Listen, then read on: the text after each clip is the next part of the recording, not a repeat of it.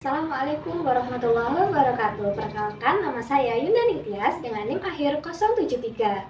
Nah, di sini saya akan menjelaskan tentang hubungan struktur sifat fisika kimia dengan absorpsi obat. Nah, video ini ditujukan untuk memenuhi tugas kimia medisinal.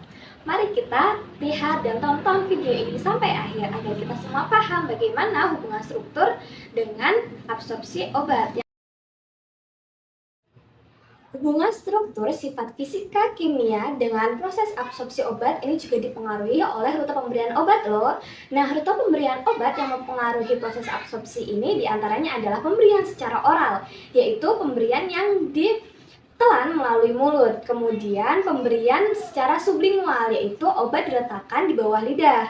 Dan yang ketiga, itu ada pemberian secara rektal, yaitu pemberian obat melalui dubur. Yang keempat yaitu ada pemberian obat melalui parenteral. Nah, parenteral ini juga terdiri dari beberapa jenis loh, yaitu ada secara intradermal, intramuskular, subkutan, dan intravena. Proses absorpsi obat ini merupakan dasar yang penting yang menentukan aktivitas farmakologis dari obat. Nah, apabila obat mengalami kehilangan ataupun kegagalan dalam proses absorpsi, ini dapat mempengaruhi efek dari obat tersebut dan dapat menyebabkan kegagalan dalam pengobatan. Jadi, proses absorpsi ini harus benar-benar diperhatikan. Absorpsi obat di dalam saluran cerna ini tergantung pada tiga hal, yaitu yang pertama adalah ukuran partikel molekul obat. Nah, semakin kecil ukuran partikel molekul obat, ini akan menyebabkan luas permukaan dari obat akan semakin besar, yang dimana jika luas permukaan obat besar, maka akan mudah untuk diabsorpsi. Nah, untuk mengetahui seberapa besar ukuran partikel dari obat, dapat diketahui melalui berat molekulnya. Yang kedua yaitu kelarutan obat di dalam lemak dan air. Kelarutan obat sendiri yaitu suatu kemampuan obat yang dapat larut dalam pelarut tertentu atau larut dengan cairan fisiologis tubuh, yang dimana cairan fisiologis tubuh ini sebagian besar terdiri dari air. Nah, gugus fungsi yang mempengaruhi kelarutan obat di dalam air adalah gugus fungsi polar yang mempunyai ikatan hidrogen dengan molekul air, sehingga ikatan ini akan memperbesar kelarutan obat di dalam air. Kemudian, kelarutan obat di dalam lemak. Nah, kenapa obat harus mampu larut dalam lemak? Karena obat dalam proses absorpsi akan menembus dinding sel yang terdapat fosfolipid, yang dimana fosfolipid ini bersifat hidrofilik atau larut dalam lemak. Maka untuk mempermudah absorpsi, obat harus larut dalam lemak. Kemudian yang ketiga adalah derajat ionisasi obat. Obat dalam bentuk molekul atau tidak bermuatan inilah yang akan diabsorpsi oleh tubuh. Jika obat terionkan, maka obat ini tidak dapat diabsorpsi oleh membran sel karena bersifat polar. Sedangkan membran sel itu bersifat non-polar.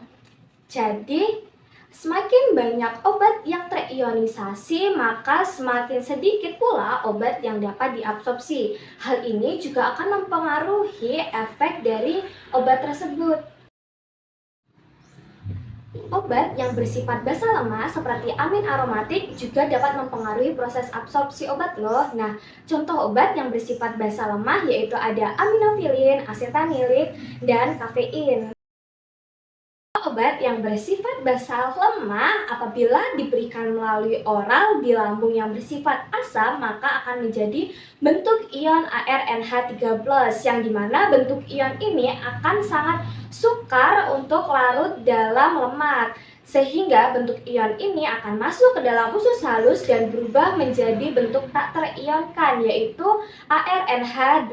Nah, bentuk tak terionkan inilah yang mempunyai kelarutan besar di dalam lemak, sehingga obat mudah berdifusi menembus membran usus halus dan obat pun mudah untuk diabsorpsi.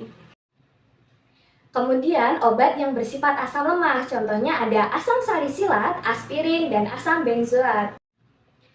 Obat yang bersifat asam lemah apabila masuk ke dalam lambung yang bersifat asam, maka akan berada dalam bentuk tak terionisasi. Nah, bentuk tak terionisasi inilah yang menyebabkan obat akan lebih mudah larut dalam lemak, sehingga obat mudah berdifusi menembus membran lambung. Sehingga pada intinya obat yang bersifat asam lemah ini akan diabsorpsi oleh lambung. Nah, sekian penjelasan singkat terkait hubungan struktur sifat fisika kimia dengan proses absorpsi obat di dalam tubuh. Semoga video ini dapat membantu ya, dan apabila ada kesalahan saat penyampaian materi, saya mohon maaf, saya akhiri. Wassalamualaikum warahmatullahi wabarakatuh.